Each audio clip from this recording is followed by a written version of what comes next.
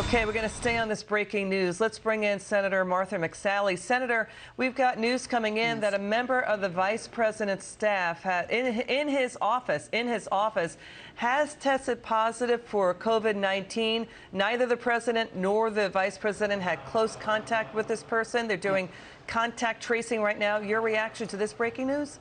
Well, it's not surprising. This is a highly contagious virus, and mission essential personnel have needed to continue to come to work to serve Americans. So we need more information, obviously, and the contact tracing is important to make sure. We've got to have key government officials able to continue to work while they're all practicing the best practices that the CDC has asked us all to do. I'm doing that with my team as well. You know, let's turn to China. There's been this hot debate now. People like Joe Scarborough at MSNBC are saying, yeah, the media has been too complacent about what China has been doing. He is now criticizing China. Or should people be dialing back and saying, hey, we need China to help us out with medical supplies? What do you think? Well, it's about time the mainstream media woke up on this. I was in the military 26 years. I've never trusted a communist, just as a general rule. This originated in China. What we needed from China was three things. First, being honest, which clearly they were not. Even as doctors were blowing the whistle on this, they, obviously closed them down, and now at least one of them is dead.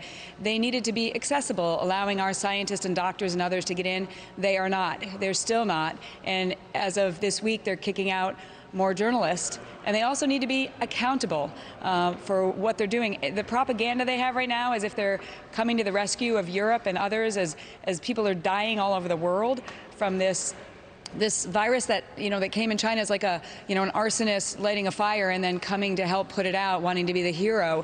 And there's a lot of propaganda around it that our mainstream media should not be repeating. We have $1 trillion of debt with China. They should forgive it as part of their accountability to this virus.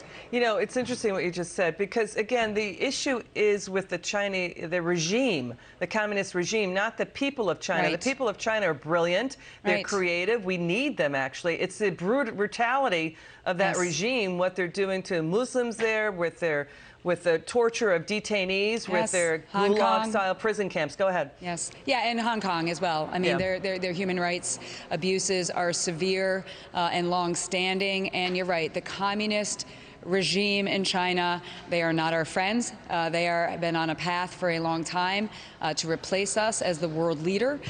We need to not let that happen, but we need to be clear-eyed about their activities, to include today. Something else happened that we found. China applied for Gilead's remdesivir patent for COVID-19 in and around mid to late January, 2 days before it really hit the rest of the world. It's a bit strange.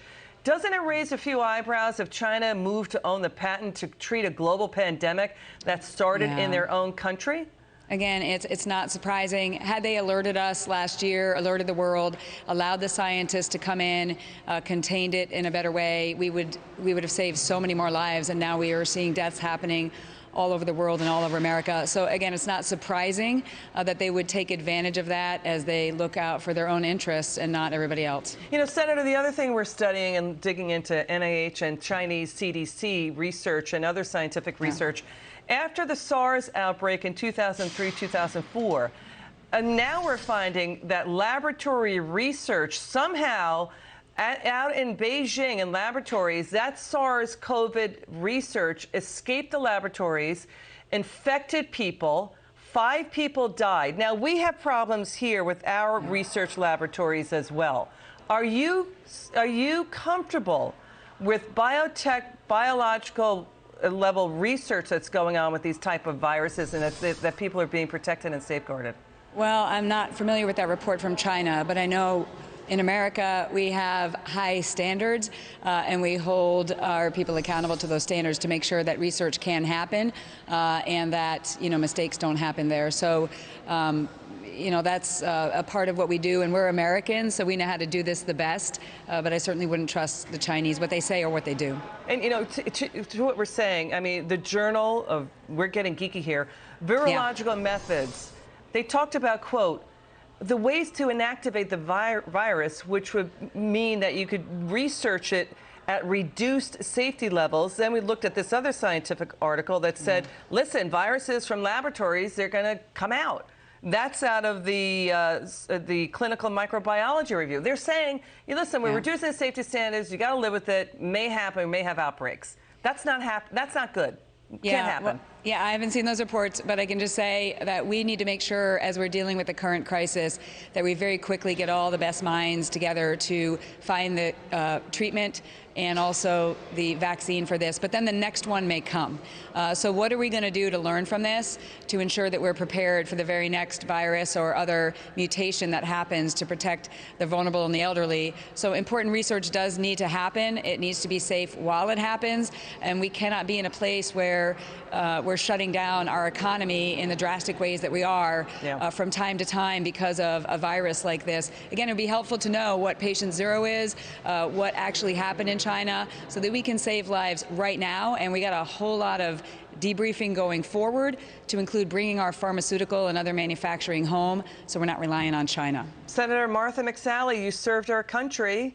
Thank you so much. Thanks, you for your service. Come back soon. Absolutely. Have a good weekend. Thanks. You be safe. Hey, and our prayers are with everybody who's being affected by this. Same here. Thank you. Yeah.